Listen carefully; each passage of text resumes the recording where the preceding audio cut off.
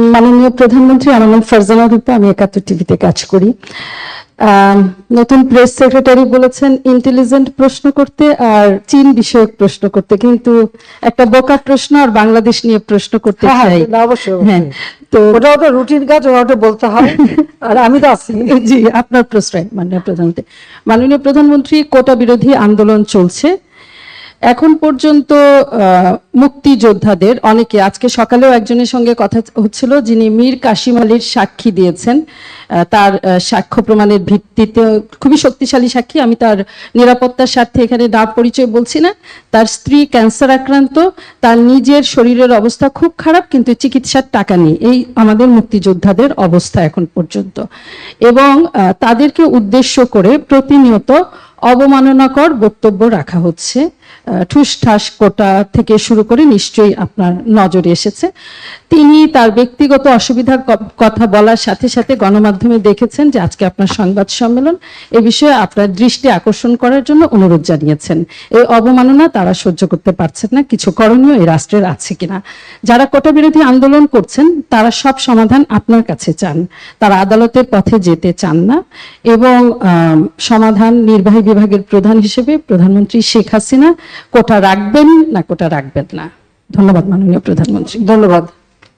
দেখুন, একবার তারা এই ধরনের আন্দোলন, শুধু আন্দোলন না, তখন যে সমস্ত ঘটনা তারা ঘটাচ্ছিল, মানে আমেরিকার পিছিয়ে আক্রমণ, সেখানে মানুষের উপরে আঘাত করা, কিছু জ্ঞানী গুণী আছে একেবারে ঘরের মধ্যে বসে মিথ্যা অপপ্রচার রেকর্ড করে ছেড়ে দিচ্ছে, এই ধরনের সমস্ত দেখে আমি খুব বিরক্ত হয়ে যাই। এবং তখন এক পর্যায়ে বলি ঠিক আছে, কোটা বাদই দিলাম। আমি দেওয়ার উদ্দেশ্যটা ছিল আগে দেখো কোটা বাদ দিলে কি অবস্থা হয়। তখন কি অবস্থা হয়েছে, বেশি দূর যাওয়া লাগবে না। এবারেই দেখেন, ফরেন সার্ভিসে মাত্র 2 জন মেয়ে চান্স পেয়েছে এবার, আর পুলিশ সার্ভিসে মাত্র 4 জন মেয়ে চান্স পেয়েছে।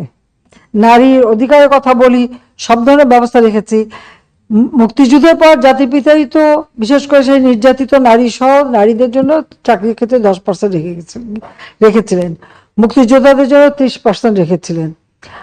এখানে আমি যখন সরকারে আসি তখন থেকে আমার ছিল যে ঠিক আছে, এই যে 30% যদি পূর্ণ না হয় বা 20%, যে কোটাটা পূর্ণ না হবে, সেখানে যারা পরবর্তী থাকবে তালিকায় তাদের ভিতর থেকে সেখানে নিয়োগ দেওয়া হবে। সেটাই কিন্তু আমরা শুরু করে দিয়েছিলাম। তারপরেও যখন আন্দোলন শুরু হলো সব বন্ধ করলাম, কিন্তু বন্ধ করার পর আজকে ফলাফলটা কি দাঁড়াচ্ছে। আর আমি একটা জিনিস আমি বুঝি না, সেখানে আমাদের দেশের নারীরা তো কোনোদিন সেক্রেটারি হবে ভাবেনি, ডিসি হবে ভাবেনি, এসপি হবে ভাবেনি, এমনকি কোথাও তাদের পদায়নও ছিল না। আওয়ামী লীগ সরকার আসার পরে আমি প্রথম সেনাবাহিনী, নৌবাহিনী, বিমান বাহিনী, প্লাস পুলিশে কিন্তু জাতির পিতা বঙ্গবন্ধু শেখ মুজিবই কিছু অফিসারের চাকরি দিয়ে গিয়েছিলেন সেই পুলিশ বাহিনীতে নারীদের। প্রশাসনের ক্ষেত্রে প্রথম সচিব কিন্তু আমি করি, এবং প্রথম এসপি, ডিসি, এরপরে একবারে মানে ওসি, সমস্ত জায়গায় যেন নারীদের একটা অবস্থান থাকে সেটা আমরা নিশ্চিত করি। লেখাপড়ার দিক থেকে জাতির পিতাই শুরু করলেন মেয়েদেরকে 8ম শ্রেণী পর্যন্ত প্রথমে অবৈতনিক করে দেওয়া, সেটাকে 12 পর্যন্ত 12 ক্লাস পর্যন্ত অবৈতনিক। পার্লামেন্টে কিন্তু মেয়েদের জন্য আলাদা সিট রেখে দিলেন, সংরক্ষিত আসন, যেন নারী নেতৃত্ব গড়ে ওঠে। নারীদের এই যে সুযোগগুলি আমরা সৃষ্টি করেছি কেন, যাতে করে অর্থনৈতিকভাবে তারা স্বাবলম্বী হতে পারে, নিজের পায়ে দাঁড়াতে পারে নিজেরা। তো আমার প্রশ্ন হচ্ছে যে সেই সময় যারা আন্দোলন করেছিল তার মধ্যে অনেক মেয়েরাও ছিল। নারী কোটা চাই না, যিনি বলছেন নারী কোটা চাই না, মেধা দিয়ে চাকরি পাবে, সে কি চাকরি পেয়েছে? সে কি বিশেষ পরীক্ষা দিয়েছে? বিশেষ পরীক্ষা কি সে মানে প্রিলিমিনারিতেই সে জায়গা করতে পেরেছে? তো এই বড় কথাগুলি যদি না বলতো তাহলে এখন তো কোথাও না কোথাও চাকরি তো পেত। দ্বিতীয় কথা হচ্ছে, আমাদের দেশের যে সমস্ত এলাকাটা যদি আপনি দেখেন, সব এলাকা তো সমানভাবে উন্নত না, অনগ্রসর সম্প্রদায় আছে, আর কোনো কোনো এলাকা, সেই সব এলাকার মানুষের কি কোনো অধিকার থাকবে না? তো সেই অধিকার কথা বিবেচনা করেই তো প্রত্যেক জেলা থেকেও যেন কেউ কোনো মানুষ অন্তত চাকরি পায় সেই ব্যবস্থা নেওয়ার কথা। আজকে যদি আপনি বিভিন্ন মানে কোটা বন্ধ করে দেওয়ার পরে যদি হিসাবটা নেন, কোথাও কোথাও দেখা যাচ্ছে যে কোনো কোনো জেলা, 23টা জেলার একটা লোকও পুলিশের চাকরি পায়নি, বা প্রশাসন বা কোথাও 42 BCS আমরা স্পেশাল মানে পরীক্ষা নিয়ে শুধু ডাক্তার নিয়োগ দিয়েছিলাম। এখানে মেডিকেল সেক্টরে আমি মেয়েদের সংখ্যাটা বেশি দেখি, কিন্তু অন্যান্য ক্ষেত্রে যদি আমরা দেখি সেখানে তো সবসময় পিছিয়ে থাকা। তো লাভটা কি হলো? মুক্তিযোদ্ধারা খুব ধরলো, তারা মামলা করলো। যখন মামলা করার পরে কোর্ট, উচ্চ আদালত কোনো রায় দেয় বা কোর্টের যখন কোনো রায় হয়, সাধারণত সেই রায়ের বিরুদ্ধে এক্সিকিউটিভ অথরিটির এখন এই মুহূর্তে তো আমাদের কিছু করার নেই, কারণ কোর্টেই সমাধান করতে হবে। এখন যারা আন্দোলন করছে তারা তো আইন মানবে না, আদালত মানবে না, সংবিধান কি তারা চেনে না, বা একটা কার্যনির্বাহী অর্থাৎ একটা কাজ করতে গেলে তার যে নীতিমালা, বিধিমালা বা ধারা থাকে সেটা, বা সরকার কিভাবে চলে এ সম্পর্কে কোনো ধারণাই এদের নাই, কোনো জ্ঞানই নাই। হ্যাঁ, পড়াশোনা করছে, ভালো নাম্বার পাচ্ছে, সেটা ঠিক, কিন্তু ভবিষ্যতে এরা তো নেতৃত্ব দেবে বা এই দেশটা চালাতে আসবে, তাদের তো এই ধারণাগুলি দরকার। আমাদের সংবিধান কি বলে সেটা তাদের জানা উচিত। আমাদের একটা রাষ্ট্র পরিচালনায় কি ধরনের কাজ হয় সে সম্পর্কে তাদের কোনো ধারণা আছে? সে ধারণা তো আমরা দেখি না। আজকে যখন আদালতে চলে গেল, তা আদালতে সেটা সমাধান, এবং আদালত তাদের সুযোগ দিয়েছে, বলেছে আপনারা আসেন, আর্গুমেন্ট করেন, বলেন, তা আদালতে যাক, বলুক না, তারা রাজপথেই সমাধান করবে। আর আমাকে বলছে, আমি সত্যি কথা বলতে কি, আদালত যখন কথা বলেছে, আদালতে যখন চলে গেছে, তার যখন রায় হয়েছে, তো সেই রায়ের বিরুদ্ধে এখন এই মুহূর্তে আমার তো দাঁড়ানোর কোনো অধিকার নাই। এরকম আমার সংবিধানও বলে না, আমার পার্লামেন্টও বলে না, কার্যপ্রণালী বিধিও বলে না, কিছুই না। যতক্ষণ পর্যন্ত আদালত থেকে সমাধান না আসবে ততক্ষণ আমাদের এখানে কোনো কিছু করার থাকে না। এটা বাস্তবতা, এই বাস্তবতা তাদের মানতে হবে। আর যদি না মানে কিছু করার নাই, আর রাজপথে আন্দোলন করতেই থাকবে, তবে কোনো ধ্বংসাত্মক কাজ করতে পারবে না।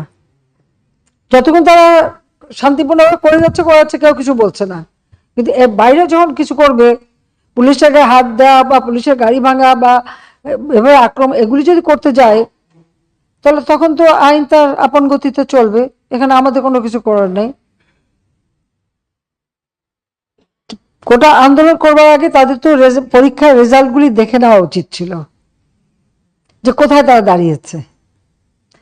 আর দ্বিতীয় কথাটা হচ্ছে, মুক্তিযুদ্ধের বিরুদ্ধে এত ক্ষোভ কেন? মুক্তিযোদ্ধাদের নাতিপুতিরাও পাবে না, তাহলে কি রাজাকারের নাতিপুতিরা পাবে? সেটা আমার প্রশ্ন, দেশবাসীর কাছে প্রশ্ন, যে রাজাকারের নাতিপুতিরা সবকিছু পাবে, মুক্তিযোদ্ধারা পাবে না। অপরাধটা কি? নিজের জীবন বাজি রেখে, নিজের পরিবার সংসার সবকিছু ফেলে দিয়ে যারা মুক্তিযুদ্ধে অংশগ্রহণ করেছিল, দিন রাত খেয়ে না খেয়ে, কাদা মাটি ভেঙে, রোদ বৃষ্টি ঝড় সব মোকাবেলা করে, যুদ্ধ করে এই দেশে বিজয় এনে দিয়েছিল।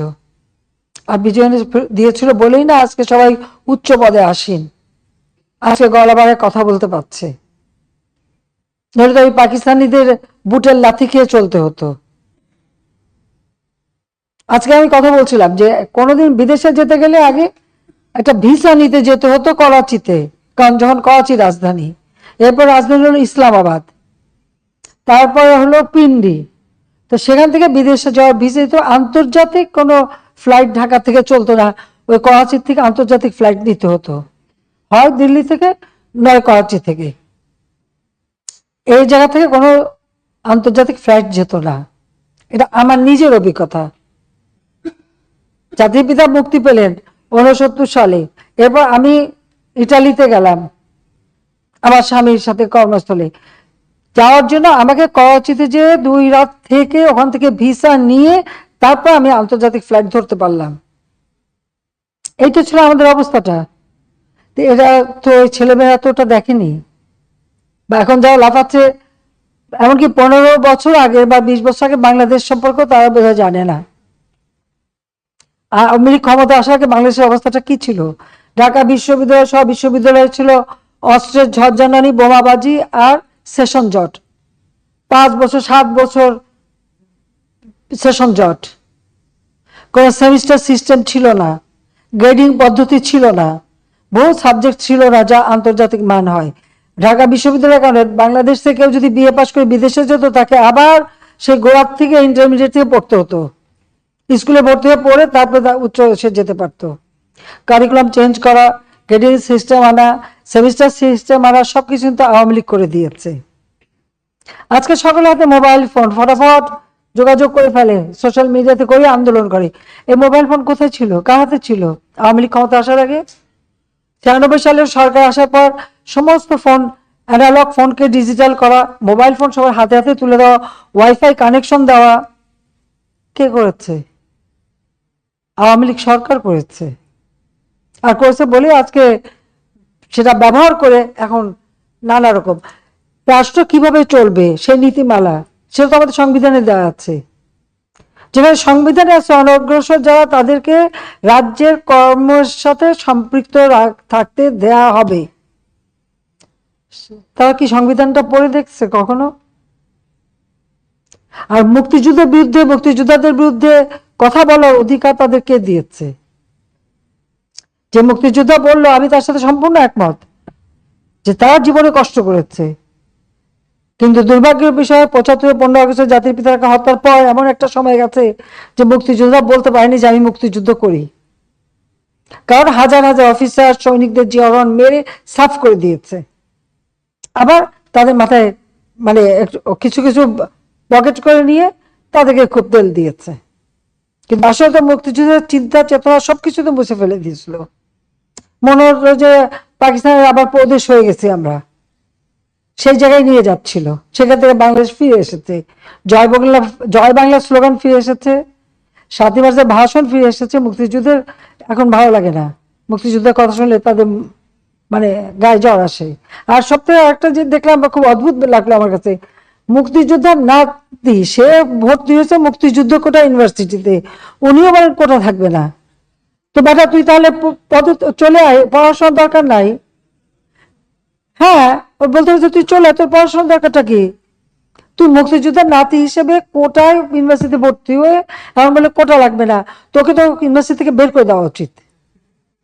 হ্যাঁ, ওকে ওই ইউনিভার্সিটি থেকে বের করে দেওয়া উচিত, যে কোটা নাই, তোর পড়া নাই, যা বাড়ি যা বসে থাক। যদি লজ্জা থাকতো তাহলে আগে ইউনিভার্সিটি থেকে পড়াশোনা বন্ধ করে দিয়ে এসে তারপর বলুক যে কোটা লাগবে না। বিচিত্র এই দেশ, আসলে আমাদের দেশটা বিচিত্র একটা দেশ, বিচিত্র মানসিকতা। 6 ঋতুর দেশ তো, ঋতুও বদলায়, মনও বদলায়, আমার কিছু করার নাই।